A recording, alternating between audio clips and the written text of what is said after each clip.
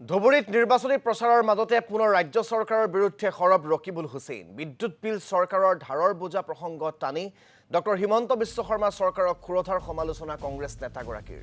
গোলকগঞ্জৰ ৰতিয়াদহত কোচ ৰাজবংশী ছাত্ৰ সন্থাৰ সৈতে মত বিনিময় কৰি কেন্দ্ৰ আৰু ৰাজ্য চৰকাৰক প্ৰত্যক্ষ আক্ৰমণ বিৰোধী উপদলপতিগৰাকীৰ।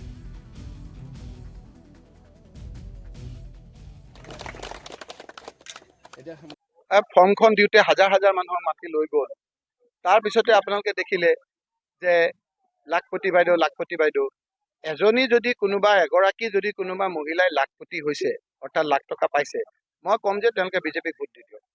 আৰু যদি লাখপতি তেওঁলোকে পোৱা নাই, যদি লাখ টকা পোৱা নাই, কংগ্ৰেছক ভোট দি দিয়ক। তেতিয়া হিচাপ নিকাচ ওলাই যাব। কেৱল ফাঁকি। তেওঁলোকে 15 লাখ টকা দিম বুলি কৈ এতিয়া সেইবিলাক কথা নকয়। 25 লাখকৈ চাকৰি দিম বুলি কৈ এতিয়া 1 লাখ টকা টানাটানি। এতিয়া আপোনালোকৰ টেটু চেপি আমাৰ ইলেক্ট্ৰিকৰ বিল বঢ়াই দিছে, বিভিন্ন বয় বস্তুৰ দাম বাঢ়িছে। তৰুণ গগৈক কনুৱাই দিলে যে কিয় ধাৰ লৈছে। 10,000 কোটি টকা ধাৰ লওঁতে বিধানসভাত তৰুণ গগৈক কনুৱাই দিলে। আৰু এতিয়া তেওঁৰ 1.5 লাখ কোটি টকা ধাৰৰ বোজা আজি প্ৰত্যেকজন মানুহৰ মূৰত আজি 40,000 টকা ধাৰ। গোটেই ধাৰ লৈ আমাক জুৰুলা কৰিছে। প্ৰত্যেকটো বয় বস্তুৰ দাম বাঢ়িছে। আজি আমাৰ বিভিন্ন টেক্স লগাইছে।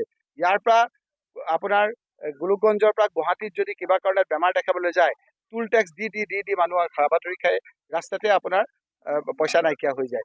বিভিন্ন এইবোৰে আজি সমস্যা। সেইকাৰণে এই ডেকা শক্তি ভাবিছ কলিকৈ কংগ্ৰেছ প্ৰাৰ্থী ৰকিবুল হুছেইনক ভোট দিয়াৰ কথা কৈছে। আমিও তেখেতসকলক ভাই ককাইৰ দৰে সকলোৱে মিলিজুলি জাতি ধৰ্ম বৰ্ণ ভাষা নিৰ্বিশেষে সকলো একত্ৰিত হৈ আমি তেখেতলোকৰ সমস্যা সমাধান কৰাৰ কথা ৰাজহুৱাভাৱে আমি কথা